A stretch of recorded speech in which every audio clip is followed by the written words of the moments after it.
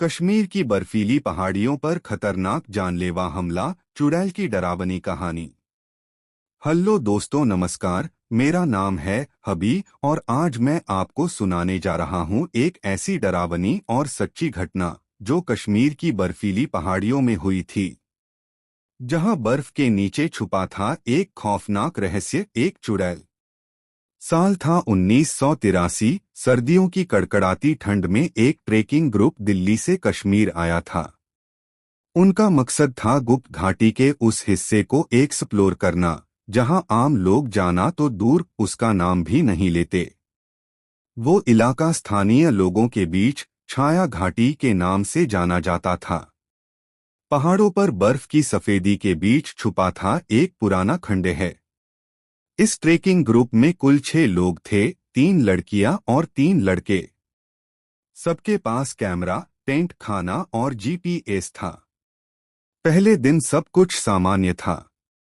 वे बर्फ में चलते रहे, फोटो खींचते रहे। लेकिन जब दूसरे दिन उन्होंने छाया घाटी के पास टेंट लगाया, तभी चीजें बदलने लगीं। रात के करीब 2 बजे एक लड़की, अनुष्का, की अचानक चीख सुनाई दी। जब बाकी सब लोग भागकर उसके पास पहुंचे तो वो कांप रही थी और उसकी आंखें फटी की फटी रह गई थीं। वो हवा में उड़ रही थी। उसकी आंखें लाल थीं और उसके बाल जमीन पर घसीट रहे थे। अनुष्का कांपती आवाज में बोली। सबने समझा उसे कोई सपना आया होगा या शायद थकावट से भ्रम हुआ होगा। लेकिन अगली रात विनय नाम का लड़का अचानक टेंट से गायब हो गया। चारों तरफ खोजबीन हुई, पर बर्फ में उसके पैर के निशान सिर्फ एक तरफ जा रहे थे, उसी खंडहर की ओर जहां किसी को जाने की इजाजत नहीं थी।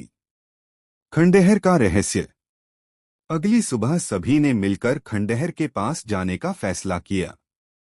जैसे ही वे पास पहुंचे, उन्हें दीवारों पर अजीब सी रूनकंपी लिपि में कुछ लिखा मिला। इसकी आत्मा अब भी यहीं भटक रही है।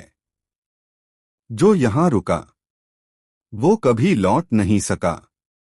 खंडहर के अंदर तापमान एकदम अलग था, जैसे गर्म भट्टी चल रही हो।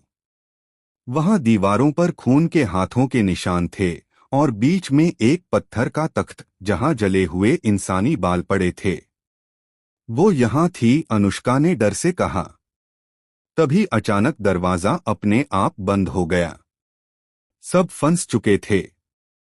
अंदर एक गंध फैली, सड़े मांस की। और फिर चुड़ैल सामने आई।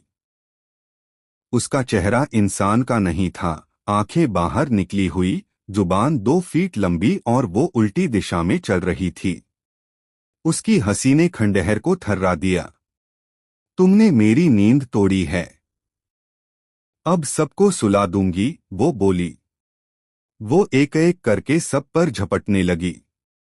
रीमा के ऊपर झपटी तो उसका पूरा शरीर नीला पड़ गया। अरुण ने जेब से माचिस निकालकर तख्त पर आग लगाई, तभी चुड़ैल चीख पड़ी। ये मेरी राख है। इसे जलाओगे तो मैं बंधन मुक्त हो जाऊंगी।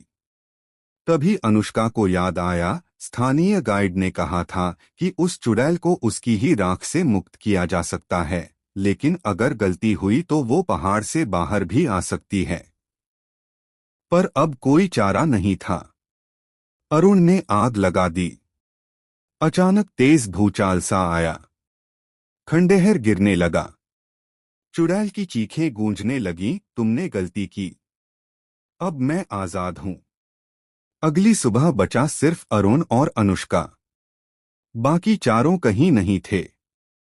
पुलिस, आर्मी, हेलीकॉप्टर सब भेजा गया, लेकिन उस खंडहर का नामोनिशान मिट चुका था। अनुष्का आज भी पागलखाने में है। वो दिन में भी आंखें बंद नहीं करती। कहती है वो अब बर्फ में नहीं है, वो हमारे शहर में है।